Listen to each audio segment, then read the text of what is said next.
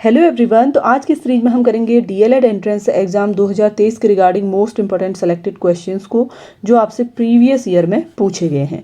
तो फ्रेंड्स, आप सभी के साथ रेगुलर प्रैक्टिस सेट में शेयर कर रही हूं। आप लोग इन प्रैक्टिस सेट को अपनी तैयारी के साथ साथ जरूर सॉल्व करें, क्योंकि आप सभी को आपकी आगामी प्रतियोगी परीक्षाओं में हेल्प मिलेगी। तो फ्रेंड्स, आज की सीरीज में हम करेंगे टीचिंग एप्टीट्यूड से जुड़े हुए क्वेश्चंस को। तो इसके लिए आप वीडियो में लास्ट तक बने रहें, और अगर आप चैनल पर पहली बार विजिट कर रहे हैं तो चैनल को सब्सक्राइब जरूर कर लें। तो देखिए, पहला क्वेश्चन है, अगर कक्षा में एक छात्र लगातार अपनी आंखें रगड़ता है और श्यामपट्ट पर दिए हुए कार्य पर ध्यान नहीं देता तो वह है। देखिए, आप एक टीचर है सपोज, ठीक है, और आप अपने क्लासरूम में पढ़ा रहे हैं। ब्लैक बोर्ड में आपने जो कुछ लिखा हुआ है उस पर कोई स्टूडेंट है वो ध्यान नहीं देता और अपनी आंखें लगातार रगड़ता रहता है। तो वो कौन सी समस्या से जूझ रहा है आपको बताना है। समायोजनात्मक समस्या से, श्रव्य या फिर बहरापन है उसको, दृश्य समस्या है, उपरोक्त समस्त। तो देखिए, वो दृश्य समस्या से परेशान होगा, ठीक है। तो ऑप्शन सी इसका करेक्ट आंसर होगा। सेकंड क्वेश्चन है, देखिए, शिक्षक होने पर मैं अपनी कक्षा के उन विद्यार्थियों को पसंद करूंगा या करूंगी जो। देखिए, आप एक टीचर बनने जा रहे हैं, ठीक है, तो आप किस टाइप के स्टूडेंट को पसंद करेंगे। उच्च परिवार से संबंधित हों। देखिए, टीचिंग प्रोफेशन में ऐसा नहीं होता है कि आप हाईफाई फैमिली के स्टूडेंट को ही प्राथमिकता दें। सेकंड है, सुंदर व आकर्षक हो। देखिए, एजुकेशन के लिए सब जरूरी नहीं है कि सुंदर होगा तभी हम उसे पढ़ाएंगे। थर्ड है, आज्ञाकारी हो, और फोर्थ है, कक्षा में क्रियाशील हो। तो देखिए, आप उस बच्चे को पढ़ाना सबसे ज्यादा पसंद करेंगे जो क्या हो, क्लास में एक्टिव हो। तो राइट आंसर होगा ऑप्शन डी। नेक्स्ट क्वेश्चन है, निम्न विधियों में से शिक्षण की कौन सी विधि है जिसमें हम छात्रों को अधिक से अधिक भाग लेने का अवसर दे सकते हैं। देखिए, कौन सी ऐसी प्रोसेस है, इनमें से ऐसा मेथड है जिसमें बच्चे ज्यादा से ज्यादा पार्टिसिपेट करेंगे, आपसे पूछा जा रहा है। प्रदर्शन विधि में, निगमन विधि में, प्रश्नोत्तर विधि में, या फिर विश्लेषण विधि में। देखिए, क्वेश्चन आंसर जब हम पूछते हैं उसमें बच्चे ज्यादा से ज्यादा पार्टिसिपेट कर सकते हैं। तो राइट आंसर होगा ऑप्शन सी। नेक्स्ट क्वेश्चन है, देखिए, निम्नलिखित में कौन सा कथन सही है। देखिए, आपको सही राइट स्टेटमेंट इनमें कौन सी है बताना है। पाठ्यक्रम पाठ्यचर्या का परिशिष्ट है। पाठ्यचर्या सभी शैक्षिक संस्थानों में समान रहती है। पाठ्यचर्या औपचारिक एवं अनौपचारिक शिक्षा दोनों शामिल होते हैं। पाठ्यचर्या में मूल्यांकन के ढंग शामिल नहीं होते। तो देखिए, पहला वाला स्टेटमेंट सही है। पाठ्यक्रम जो है पाठ्यचर्या का परिशिष्ट है। अगला इंपॉर्टेंट क्वेश्चन दिया गया है, यदि छात्र आपकी कक्षा में उपस्थित न हो तो एक अध्यापक के नाते आप क्या करेंगे। देखिए, सपोज आप क्लास में पढ़ा रहे हैं और आपका जो स्टूडेंट है वो क्लास में प्रेजेंट नहीं है, तो अध्यापक होने के नाते आप क्या करेंगे। छात्रों को उनकी अनुपस्थिति के लिए दोषी ठहराएंगे। ये नहीं कर सकते आप, क्योंकि छात्र थोड़ा ना दोषी है कोई स्टूडेंट अगर अब्सेंट है क्लास में। दूसरा है, छात्रों की वर्तमान अभिवृत्ति को देखते हुए चुप रहेंगे। अध्यापन की कुछ रुचिकर विधियों का प्रयोग करने के बारे में सोचेंगे। और फोर्थ ऑप्शन है, कारणों को जानने तथा उन्हें दूर करने की कोशिश करेंगे। देखिए, आप एक टीचर होने के नाते उसका कारण जानेंगे और उनको दूर करने की कोशिश करेंगे, ठीक है। तो राइट आंसर होगा ऑप्शन डी। नेक्स्ट क्वेश्चन है, विद्यार्थियों का सर्वोत्तम मूल्यांकन निम्नलिखित पद्धतियों में किससे किया जा सकता है। देखिए, इवैल्यूएशन आपसे पूछा जा रहा है, ठीक है। एक स्टूडेंट का मूल्यांकन आप किस प्रोसेस द्वारा कर सकते हैं।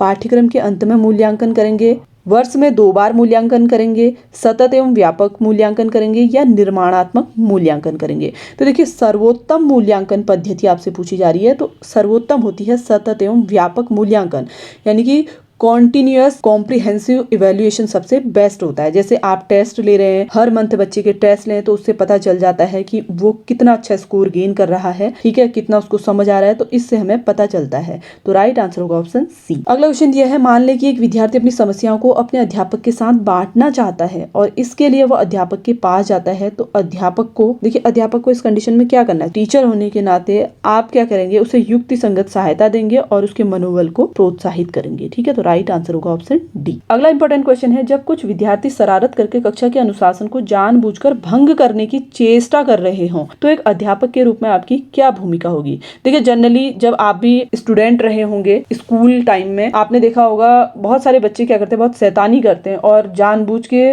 डिसिप्लिन को क्या करते हैं, क्लास के खराब करते हैं। तो इस सिचुएशन में टीचर होने के नाते आपकी क्या रिस्पॉन्सिबिलिटी है, आपसे पूछा जा रहा है। उन्हें आत्म परीक्षण का अवसर देना और उनके व्यवहार में सुधार लाने का कार्य करेंगे। नेक्स्ट क्वेश्चन है, कार्यशालाएं किसके लिए आयोजित की जाती है। देखिए, कार्यशालाएं आपसे पूछा जा रहा है व्याख्यान देने के लिए, बहुलक्षांक समूह के लिए, नए सिद्धांत प्रदर्शित करने के लिए, या फिर प्रशिक्षण अनुभव प्रदान करने के लिए। देखिए, कार्यशालाओं का आयोजन इसलिए किया जाता है ताकि प्रशिक्षण और अनुभव हो सके, ठीक है।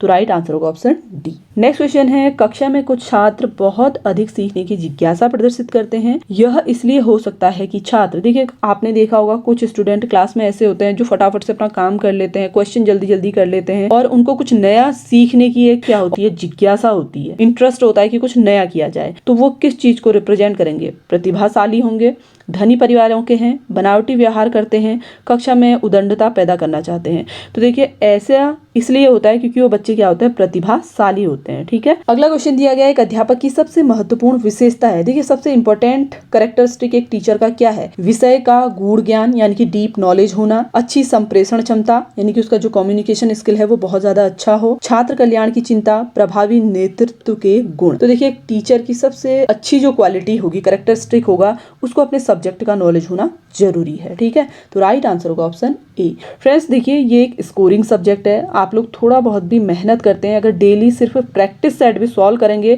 तो डेफिनेटली आप 50 से 45 स्कोर गेन जरूर कर लेंगे। ठीक है, तो आप लोगों को डेली प्रैक्टिस सेट सॉल्व करने हैं क्योंकि आपके लिए ओनली सेलेक्टेड क्वेश्चन में लेके आ रही हूँ ताकि आपको आपकी प्रतियोगी परीक्षा में हेल्प मिल सके। अब देखिए अगला क्वेश्चन है, शिक्षक छात्र संबंधों के संदर्भ में निम्न में कौन सी बात सही है। देखिए टीचर और स्टूडेंट के बीच रिलेशनशिप के बारे में पूछा जा रहा है, कौन सी बात सही है, बहुत अनौपचारिक तथा निकट, कक्षा कक्ष तक सीमित, सद्भावपूर्ण तथा सम्मानपूर्ण, उदासीन। देखिए शिक्षक और छात्र के बीच पूछा जा रहा है। ठीक है, तो राइट आंसर होगा बहुत अनौपचारिक तथा निकट होना चाहिए। अगला क्वेश्चन है, छात्रों की शैक्षिक निष्पत्ति में सुधार लाया जा सकता है यदि उनके माँ बाप को प्रेरित किया जाए। देखिए बच्चों की जो एजुकेशन एक्टिविटी है उसमें सुधार लाया जा सकता है, कह रहा कि उनके माँ बाप को यानी कि उनके पेरेंट्स को प्रेरित किया जाए। किस चीज के लिए, अपने बच्चों के कार्य के निरीक्षण के लिए, अतिरिक्त ट्यूशन की व्यवस्था करें, इसके बारे में चिंता न करें, बार बार अध्यापक के साथ अंतः क्रिया करें। तो देखिए पेरेंट्स की रिस्पॉन्सिबिलिटी है कि वो अपने बच्चों के कार्य का निरीक्षण करें। समय समय पर पेरेंट्स की भी ये रिस्पॉन्सिबिलिटी होती है कि उनको अपने बच्चों के कार्य का निरीक्षण करना चाहिए। ठीक है, तो राइट आंसर होगा ऑप्शन ए। अगला क्वेश्चन है, एक सजीव कक्षा की स्थिति में यह हो सकता है कि, देखिए सजीव कक्षा से मतलब है कि एक एक्टिव क्लासरूम में क्या हो सकता है, समय समय पर हंसी के फव्वारे उड़े, संपूर्ण शांति रहे, बार बार छात्र शिक्षक वार्तालाप हो, छात्रों में जोर जोर से वाद विवाद हो। देखिए एक्टिव क्लासरूम की विशेषता ये होगी कि उसमें क्या हो, बार बार छात्र शिक्षक वार्तालाप हो। ठीक है, तो राइट आंसर होगा ऑप्शन सी। नेक्स्ट क्वेश्चन दिया गया है, कक्षा में प्रभावी अनुशासन के लिए अध्यापक को चाहिए कि, देखिए प्रभावी अनुशासन यानी कि एक इफेक्टिव डिसिप्लिन के लिए एक अध्यापक को क्या कुछ करना चाहिए। छात्र जो कर रहे हैं उनको करना दें, बिल्कुल नहीं भाई, क्योंकि छात्र तो बहुत ज्यादा उदंड भी होते हैं तो उनकी एक्टिविटी जरूरी नहीं है कि हर बार राइट ही हो। ठीक है, सेकंड है छात्रों के साथ कठोर व्यवहार करें, ये भी नहीं हो सकता है। थर्ड है छात्रों को कुछ समस्याएं हल करने को दें, और फोर्थ है उनसे नरमी के साथ दृढ़ता बरतें। तो देखिए एक इफेक्टिव डिसिप्लिन के लिए टीचर को छात्रों को कुछ समस्याएं हल करने के लिए देनी चाहिए। अगला इंपॉर्टेंट क्वेश्चन है, प्रभावी शिक्षण सहायक सामग्री वह है। देखिए इफेक्टिव टीचिंग हेल्पिंग एड आपसे पूछा जा रहा है, कौन सा होगा, रंग बिरंगी तथा देखने में जो अच्छा हो वो। सेकंड है सभी ज्ञानेंद्रियों को सक्रिय करती हो, सभी छात्रों को दिखाई देती हो, बनाने तथा प्रयोग करने में आसान हो। तो देखिए जो एक इफेक्टिव टीचिंग हेल्पिंग एड होगा वो सभी ज्ञानेंद्रियों को सक्रिय एक्टिव करने वाला होना चाहिए। ठीक है, तो राइट आंसर होगा option B. Friends I hope कि आपको सीरीज पसंद आ रही होगी, समझ में भी आ रहे होंगे आपको क्वेश्चन। वीडियो अगर आपको हेल्पफुल लगे तो वीडियो को लाइक शेयर भी जरूर करें। नेक्स्ट क्वेश्चन है, छात्रों में वे अध्यापक लोकप्रिय होते हैं जो स्टूडेंट के बीच कैसे टीचर फेमस होंगे, जो क्या करेंगे उनकी समस्याओं के समाधान में सहायक होते हैं। ठीक है, तो राइट आंसर होगा ऑप्शन बी। नेक्स्ट क्वेश्चन है, एक प्रभावी कक्षा कक्ष के वातावरण का मूल तत्व है।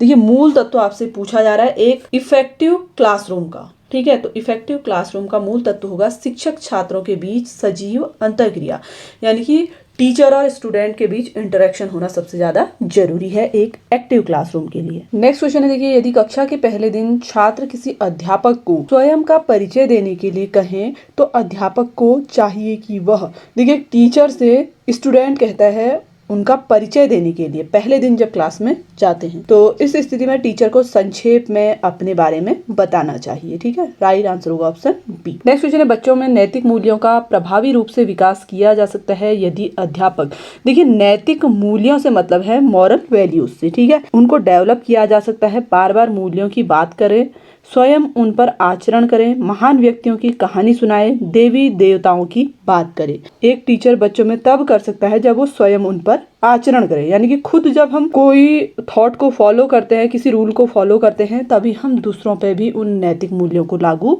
कर सकते हैं। नेक्स्ट क्वेश्चन दिया गया है, यदि छात्रों के एक समूह में कुछ मंदबुद्धि और कुछ प्रतिभाशाली छात्र हैं तो अध्यापक के लिए क्या बेहतर होगा।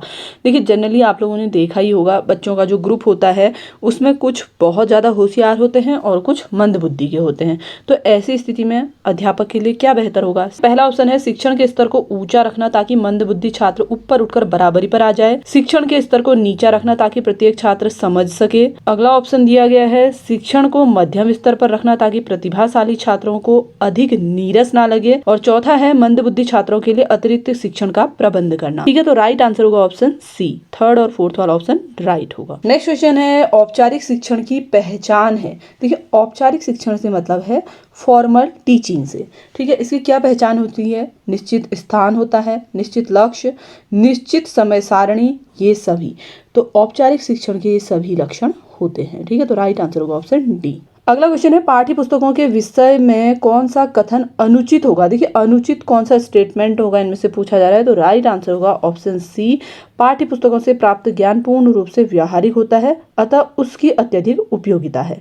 तो यही ऑप्शन इसके लिए राइट होगा। नेक्स्ट क्वेश्चन है पाठ योजना से तात्पर्य है। देखिए लेसन प्लान से क्या तात्पर्य आपसे पूछा जा रहा है। पढ़ाए जाने वाले पाठ को स्वयं पढ़कर जाना, उन सभी बातों का विवरण तैयार करना जिन्हें शिक्षक कक्षा के अंदर एक निश्चित समय में पूरा करने की इच्छा रखता है, छात्रों से पूछे जाने वाले प्रश्नों का ब्यौरा तैयार करना, या फिर छात्रों से पूछे जाने वाले प्रश्नों की सूची तैयार करना। देखिए जो लेसन प्लान होता है उसका मेन जो वर्क है क्या है, सभी बातों का विवरण तैयार करना जिन्हें शिक्षक कक्षा के अंदर एक निश्चित समय में पूरा करने की इच्छा रखता हो। ठीक है, तो राइट आंसर होगा ऑप्शन बी। नेक्स्ट क्वेश्चन है समस्या समाधान अधिगम का प्रत्यक्ष संबंध है। देखिए आपसे क्या पूछा जा रहा है, जो प्रॉब्लम सॉल्विंग लर्निंग है, ठीक है, उसका डायरेक्टली संबंध किससे है। चिंतन स्तर से, स्मृति स्तर से, अवबोध स्तर से, इनमें से कोई नहीं। तो इसका संबंध है चिंतन स्तर से। ठीक है, ऑप्शन ए इसका राइट आंसर होगा। तो फ्रेंड्स ये तो थे आज के मोस्ट इंपोर्टेंट सेलेक्टेड 25 क्वेश्चन जो आप सभी के साथ मैंने प्रीवियस ईयर में पूछे गए क्वेश्चन पेपर के रिगार्डिंग शेयर किए। फ्रेंड्स आप सभी के साथ बहुत ज़्यादा क्वेश्चन मैंने शेयर नहीं किए हैं, कम क्वेश्चन शेयर कर रही हूँ ताकि आप एक अच्छी प्रैक्टिस करें और हर एक क्वेश्चन को समझते हुए अपनी तैयारी करें आगामी प्रतियोगी परीक्षा की। इसके आगे के क्वेश्चन हम इसके नेक्स्ट पार्ट में आपके साथ शेयर करेंगे, तो इसके लिए आप चैनल को सब्सक्राइब जरूर कर लें। और हाँ फ्रेंड्स, अगर आपको वीडियो यूजफुल लगा हो तो वीडियो को लाइक शेयर जरूर करें। Thanks for watching.